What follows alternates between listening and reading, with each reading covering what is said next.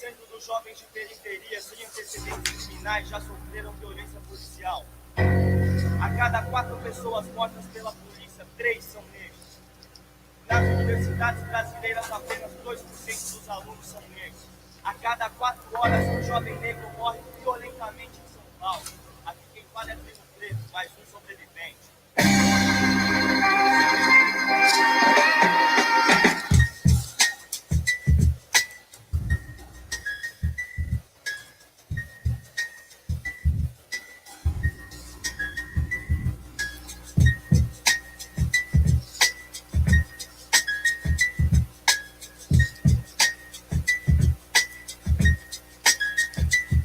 Intenção é ruim, esvazio o lugar. Eu tô em cima, eu tô afim, 1, 2 pra tirar. Eu sou bem pior do que você tá vendo. Preto aqui não tem dó, é 100% veneno. A primeira faz a segunda faz tá. Eu tenho uma missão e não vou parar. Meu estilo é pesado e faz tremer o chão. Minha palavra vale um tiro, eu tenho muita munição. Lá quieto na sessão, minha atitude vai além. E tem disposição pro mal e pro bem. Talvez eu seja um sádico ou um anjo, um mágico ou juiz ou réu, um bandido do céu, malandro ou otário, padre sanguinário, franco atirador, se for necessário, revolucionário, insano, ou marginal, antigo e moderno, imortal, fronteira do céu com inferno, astral, imprevisível, como um ataque cardíaco do verso, violentamente pacífico, verídico, vim pra sabotar seu raciocínio, vim pra abalar seus...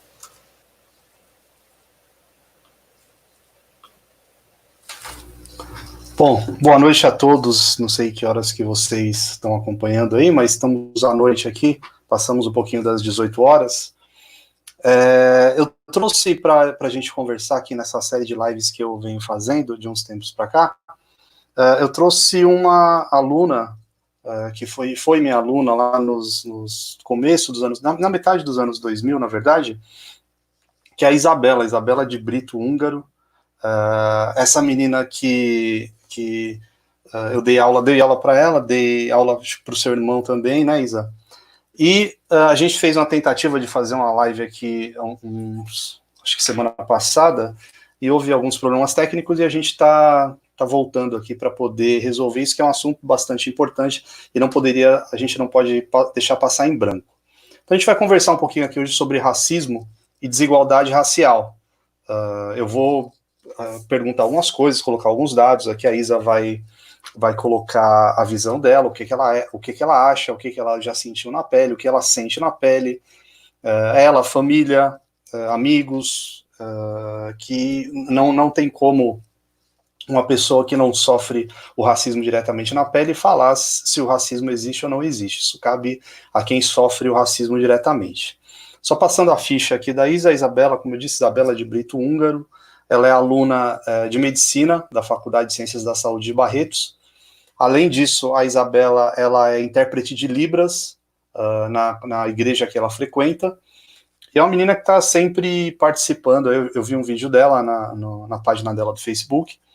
E por meio desse vídeo eu tomei conhecimento aí e entrei em contato com a Isabela para se ela toparia, né, falar um pouquinho sobre essa questão do racismo no Brasil, que agora está sendo falado um pouquinho mais por conta das manifestações que estão acontecendo nos Estados Unidos. Aliás, essas manifestações não são inéditas. Muita gente aí mais jovem está achando que pela primeira vez os negros estão lutando por direitos na América, nos Estados Unidos. Não é assim, não. A gente teve um movimento muito forte na década de 60 pelos direitos civis. Figuras importantíssimas surgiram nos Estados Unidos, como o Dr. Martin Luther King, como Malcolm X, que foram ativistas negros importantes, que fizeram história, e cada um com uma linha de pensamento diferente, mas foram bastante importantes. Bom, primeiro, Isa, de novo, agradecer aí você ter aceito o convite. E a primeira coisa que eu queria perguntar para você é o seguinte: tem se falado bastante ultimamente, e um assunto que não se aprofunda muito, que é o racismo estrutural. Eu queria que você falasse para a gente um pouquinho o que seria, em que consiste o racismo estrutural. Então, dá para ouvir? Dá para me ver? Sim. Tá. Então, boa noite para todo mundo. Obrigada pelo convite, né? Agora, pelo jeito, deu certo. Bom, estrutural é um conceito chave, né, para a gente abrir os olhos e conseguir olhar além, conseguir entender, né, melhor o país que a gente vive. Então, a gente entende como racismo estrutural como sendo a formalização de práticas racistas, né? É a discriminação do negro cristalizada na nossa sociedade, né? Porque a construção da nossa sociedade, das nossas instituições, ideologias, movimentos, padrões, tudo isso foi construído sem considerar o negro como igual, né? Sem considerar o negro como um ser humano, como um cidadão, né? Como um tronco formador do nosso país, né? Então a gente vê o racismo instaurado em todos os âmbitos, todas as esferas da nossa sociedade. A gente encontra isso na instituição policial, no sistema de saúde, no sistema educacional, né? Isso porque ao longo de 300 penosos anos, né, foi a escravização do negro, foi sendo construída essa cultura racista. E mesmo após a abolição, né, em 1888, a mentalidade da população brasileira ainda permanecia, ainda tinha essa visão, né, com relação ao negro, tanto porque no século XIX começaram a surgir teorias que tentavam justificar o racismo com base na ciência, né, como o darwinismo social, começaram a se popularizar conceitos como eugenia, melhoria racial, e tudo isso também foram tijolinhos que foram construindo a mentalidade da nossa sociedade e aí que estruturou, né, todas as nossas instituições.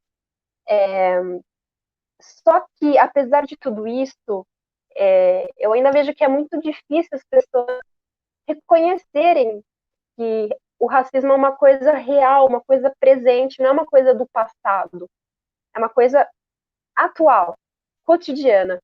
Eu acho que é tão difícil de entender porque também surgiu um conceito e se popularizou o conceito de democracia racial, né? Que é a falsa ideia de que sempre existiu uma harmonia, uma relação harmônica entre brancos e negros, né? Antigamente, na época da escravidão, o patrão convivia harmonicamente com seus escravos e tal, tudo bem que hoje em dia ainda isso existe, né? E isso, o conceito de democracia racial acabou se tornando a base da educação sobre o racismo no Brasil, tá? Esse foi se tornando um entendimento popular sobre o que é o racismo no Brasil. E aí que acontece? O brasileiro tem a visão de que o racismo é uma coisa muito distante, sabe? Que não, aqui no Brasil não é coisa do passado, o racismo, sabe? Não, porque muita gente fala, somos miscigenados, um país miscigenado, como o mundo tem um pouco de sangue negro. Então, é como se o racismo fosse uma realidade distante, sabe? Só em países, por exemplo, como a África do Sul, né, que teve a discriminação legal, né, entre brancos e negros. Só que, na verdade, esse conceito de democracia racial ele funciona como um tapete, né, que esconde o racismo por baixo e minimiza a violência e a discriminação contra o negro. E por isso também que a gente fala que o racismo no Brasil é velado e é cordial, né? É velado justamente porque as piadas racistas, a popularização da discriminação do negro, a normatização, vamos dizer assim, da discriminação do negro, as ofensas, tudo isso acaba sendo visto não como um racismo, mas como uma brincadeirinha, como algo normal, ou relativizando as situações de racismo, como isso não foi racismo, isso foi um mal entendido, sabe? Ele é velado. E é cordial justamente por essa questão da miscigenação, né? Tipo, não, eu não sou racista porque eu sou casada com um negro. Não foi racista porque ele namora uma negra, sabe? Mas não é bem por aí. Isso que eu acho que é tão difícil a gente entender, apesar de ser uma realidade bruta, né? Não ser, eu costumo dizer que o problema do racismo no Brasil não é só um desvio de caráter de uma pessoa, não é só uma pessoa mal intencionada, é um sistema, entendeu? Que abrange toda a estrutura do país, sabe? Essa é a visão que eu tenho sobre racismo estrutural, por isso que é tão complicado a gente falar sobre isso aqui no nosso país. Só complementando aí, de repente, para quem não é negro e fica com dificuldade de entender o que é o racismo estrutural ele se configura até em aspectos econômicos. Se a gente for pegar isso dados do IBGE, a média de salários que o brasileiro ganha, no topo da pirâmide, ali, quem ganha mais é o homem branco, depois em segundo lugar, mulher branca, em terceiro lugar, homem negro, e em quarto lugar, mulher negra. Só para ter uma base de comparação, a mulher negra ganha, segundo dados do IBGE, órgão do governo, a mulher negra ganha em média 44% menos do que a mulher branca ganha. O que isso significa? Como que isso se configura no racismo estrutural? Não há placa em nenhuma empresa dizendo que não vai contratar ou que vai pagar menos para a mulher negra, mas isso vai acontecer na ponta ali. Grande parte dos impostos que nós pagamos no Brasil, eles incidem sobre consumo. Então, o pacote de arroz, para mim, para Isabela, para uma pessoa que mora no Capão Redondo, uma pessoa que mora em Alphaville ou nos Jardins, o pacote de arroz ele vai ser o mesmo preço e ele vai ter a mesma carga tributária. Então, se eu ganho 20 mil reais, eu vou comprar um pacote de arroz, eu vou pagar lá 15 reais. A mulher negra que mora na favela e ganha 600, 700 reais, ela vai pagar os mesmos 15 reais. Proporcionalmente, para quem ganha mais, isso não faz muita diferença. Quem ganha menos, ela vai estar pagando mais imposto. Então, a mulher negra ganhando 44% a menos do que a mulher branca, ela vai estar pagando muito mais imposto do que o resto da sociedade. Então, é uma forma econômica aí da gente entender também como é que funciona o racismo estrutural. Outra questão, Isa, importante, lá no meio dos anos 2000, 2002, 2003, mais especificamente, a Universidade Estadual do Rio e depois a Universidade de Brasília abraçaram um sistema de cotas sociais, cotas raciais, e essa lei ou melhor, esse projeto foi tornado lei em 2012, desculpe.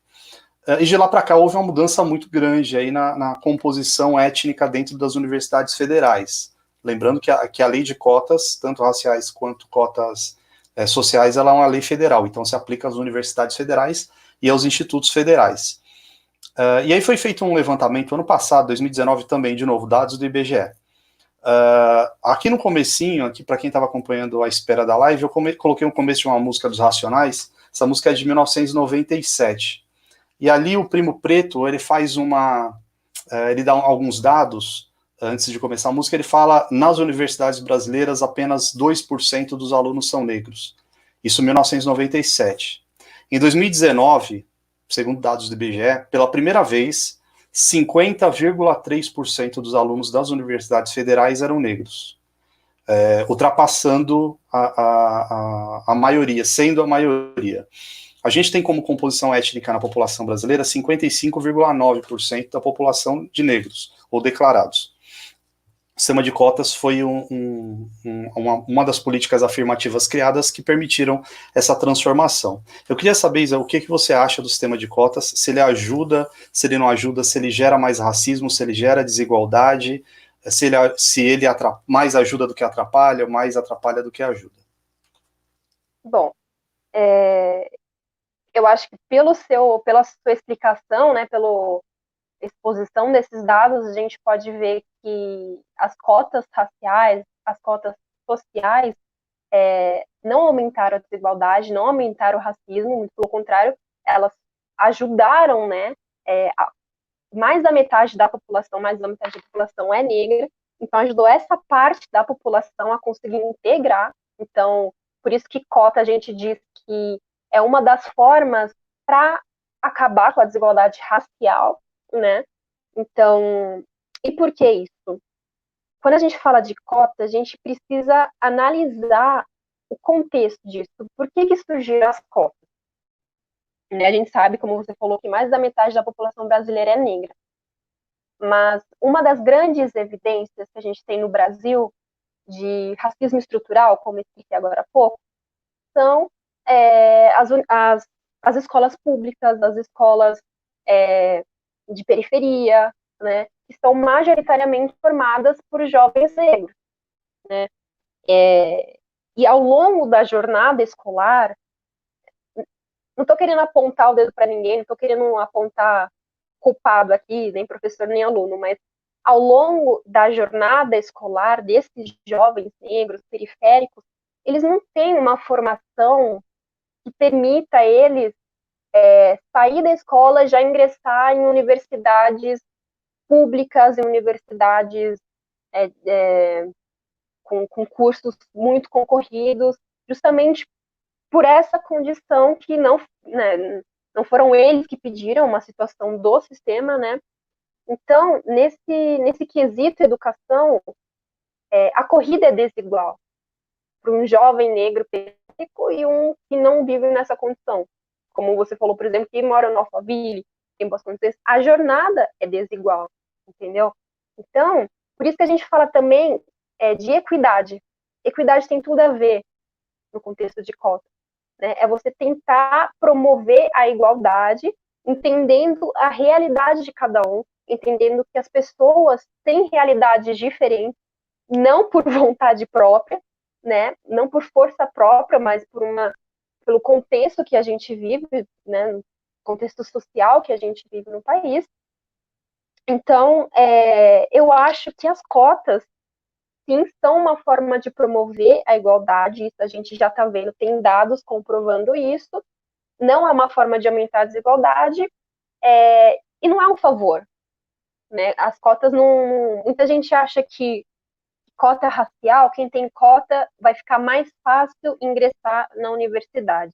Não é verdade, porque quem tem cota também vai estar concorrendo com um monte de outras pessoas, mas com pessoas que, infelizmente, tiveram uma jornada, uma vida mais difícil por causa do contexto em que ele vive, né?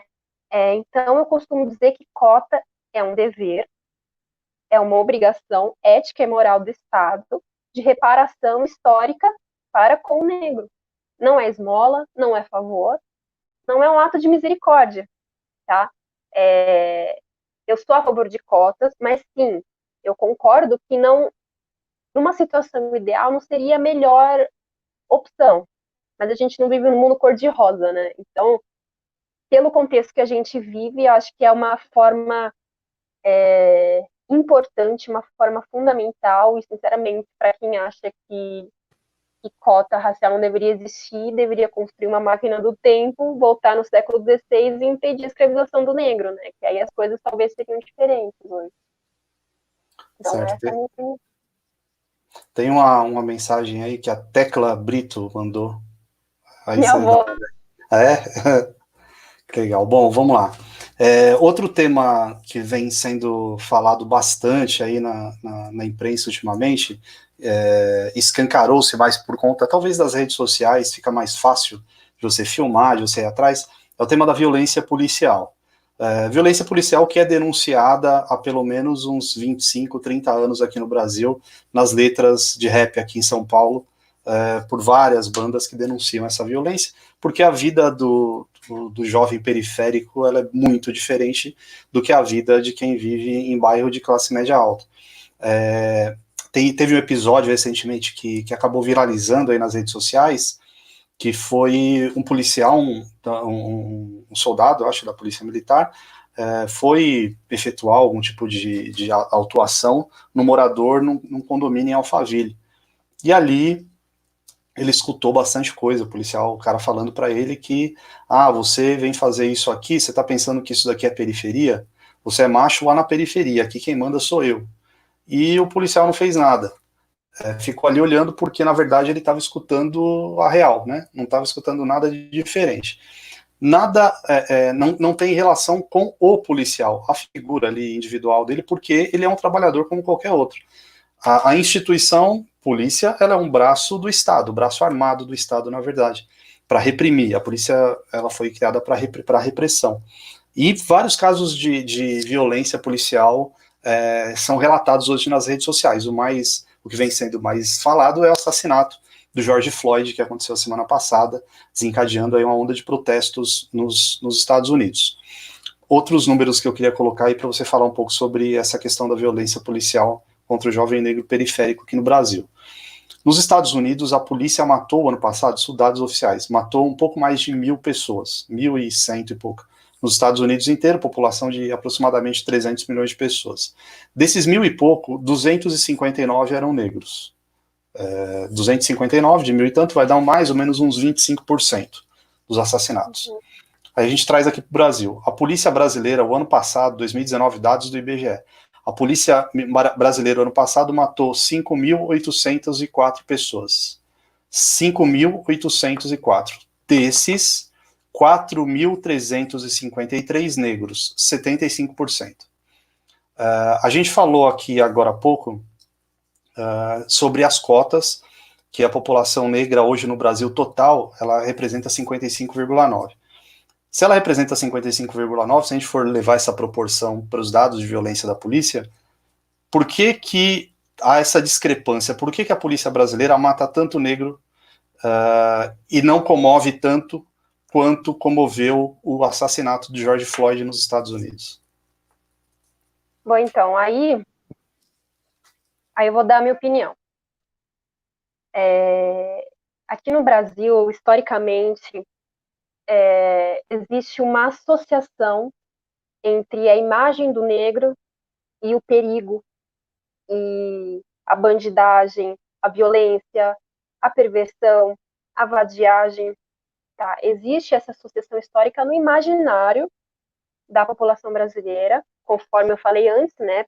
Pela construção ao longo de anos e anos, né? Imagina que são 300 anos de escravidão versus 300 anos de suposta liberdade.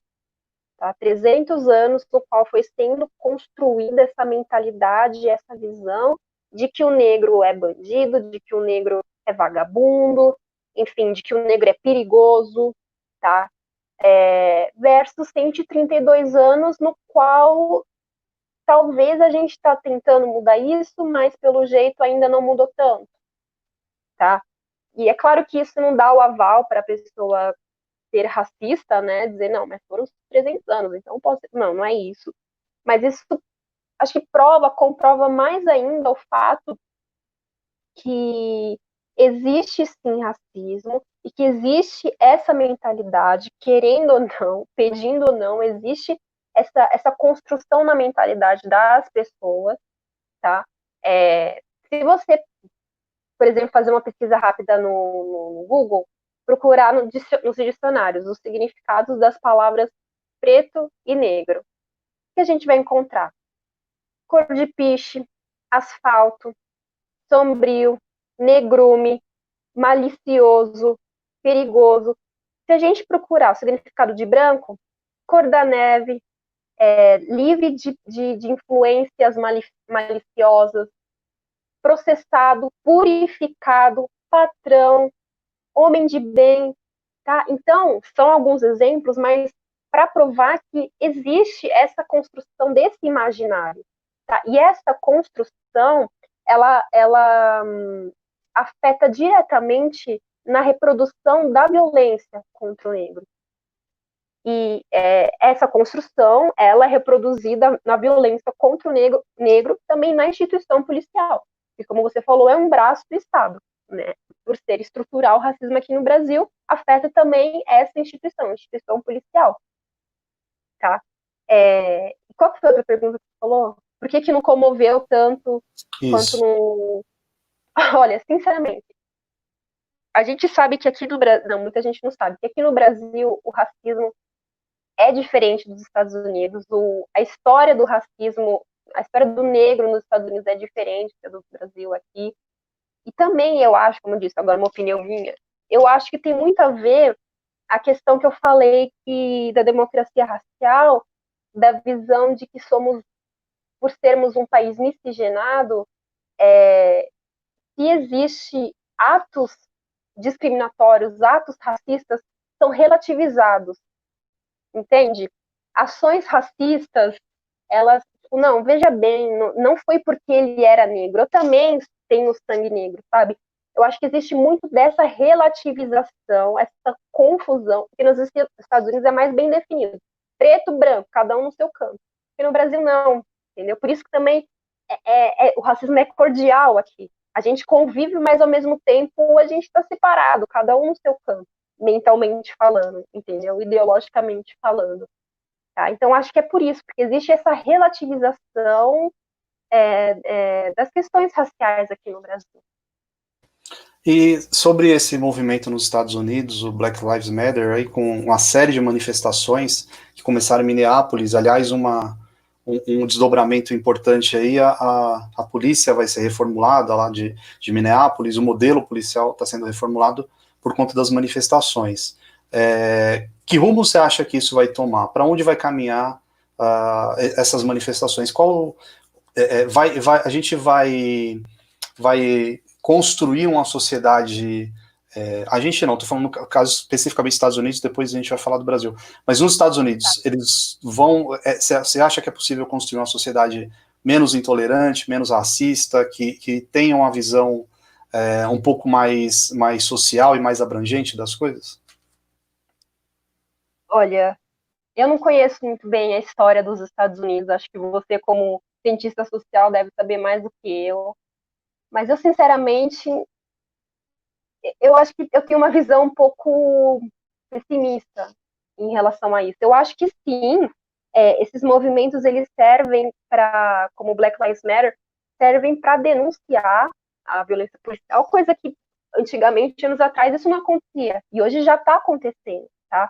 Então a gente vê que essas manifestações estão movendo pessoas de todas as raças e ganhou uma aderência mundial. Então eu acho que tá, sim, de certa forma, a gente lá está caminhando para conseguir mudar algumas questões, as pessoas talvez vão começar a refletir um pouco mais sobre as questões, a ter um olhar um pouco diferente, mas eu não sei se isso vai gerar uma mudança verdadeira, ou se vai gerar, talvez, a longo prazo, sabe?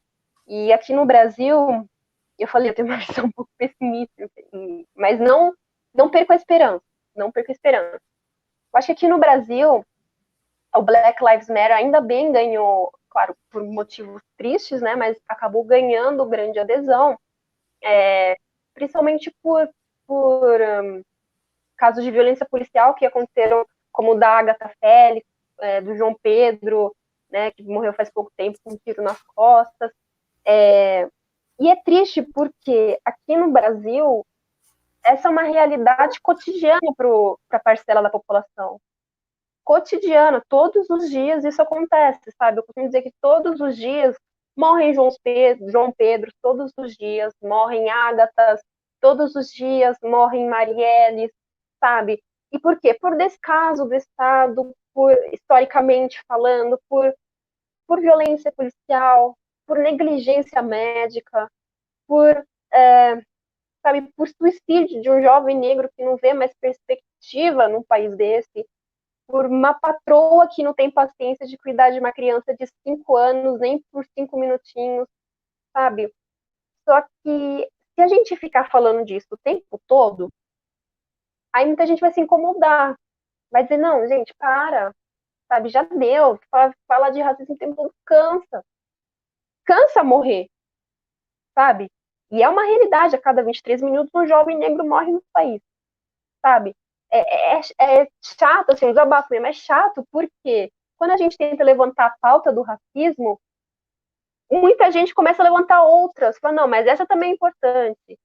Tá, todas são importantes, mas como a gente quer dar importância e dar devido cuidado a cada pauta se a gente não analisa elas separadamente? É tipo assim, levanta a bandeira do racismo. Aí as pessoas, não, mas vamos falar dessa. Tá, então vamos falar dessa. Aí quando levanta outra, não, mas vamos falar dessa. Generaliza tudo, superficializa e diminui a importância. Eu acho que é isso que acontece muito com a questão do negro no Brasil. Por isso que eu fico muito feliz que esse movimento Black Lives Matter, Vidas Negras Importam, está ganhando uma grande adesão aqui no Brasil. para as pessoas verem que é uma realidade cotidiana, que não é só uma hashtag, tá? É um movimento que serve para denunciar a violência contra o negro, é um movimento que serve para criar poderes e forças locais para intervir na ação do Estado, na ação policial de violência. Tá? Travou? E uma coisa que eu acho que a gente precisa refletir muito, a importância do Black Lives Matter, vidas negras importam, traduzindo, é a gente parar e refletir. Aproveitar essa quarentena para a gente parar e refletir. Por que a gente está o tempo todo tentando reafirmar que vidas negras importam? Se a gente está falando para vocês que vidas negras importam, é porque em algum momento foi dito que vidas negras não importam. E no caso do Brasil, que momento foi esse? A história do Brasil inteira. Tá? Então, eu acho que é um movimento, eu sinceramente, como eu disse, às vezes eu tenho uma visão um pouco pessimista, seja nos Estados Unidos, seja aqui, mas eu acho que a gente não pode parar, não pode desistir, é isso mesmo, sabe? Eu não sou contra a hashtag, tem que usar mesmo, sabe? Mas a gente precisa usar esse momento para a gente refletir e ver que é algo muito maior do que trocar a foto de perfil do Facebook. É isso. Bom, Isa, acho que era isso que a gente tinha que conversar. Eu queria saber se você quer falar mais alguma coisa, tem algum recado, algum desabafo, fica à vontade. Olha, só queria dizer que essa questão do racismo, por mais que muita gente canse, esses dias uma pessoa comentou lá no Facebook falando, gente, não precisa ficar falando de racismo, a gente já sabe disso tudo. Não, por isso que a gente está fazendo essa live aqui hoje, não é? E assim, todos os dias, jovens negros perdem a chance de estudar, perdem a chance de conseguir trabalhar num bom emprego, perdem a chance de mostrar as suas ideias para o mundo, o seu talento, a sua potencialidade. E o racismo, ele reforça essa realidade, sabe? E também dá abertura para que a gente continue no nosso conforto, sabe? Sem se mover, sem a gente perceber, ou percebendo, mas não se importando, que as nossas atitudes também implicam na vida de outras pessoas, na vida dos negros. Então, por exemplo, atitudes individuais, sabe? Piadas racistas, ou você compactuar, rir de uma piada racista que seu amigo fez, sabe? Você relativizar situações de discriminação do negro, sabe? Dizer, não é bem isso, acho que foi mal entendido. Não, dê nome aos bois, é racismo, sabe? E mesmo eu acho que você se silenciar perante injustiças sociais, perante injustiças raciais, sabe? O seu silenciamento pode ser pior do que a voz daqueles que são a favor do racismo, entende o que eu quero dizer? Como dizia o Martin Luther King, né?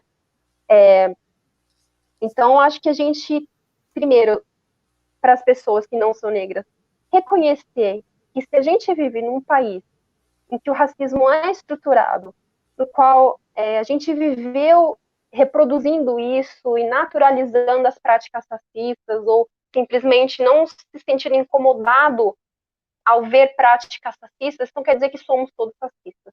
E isso, a gente não deve levar para um lado negativo, do tipo, pronto, sou racista, vai me matar. Não. A gente tem que pegar isso e fazer uma autoavaliação, uma autorreflexão, tá?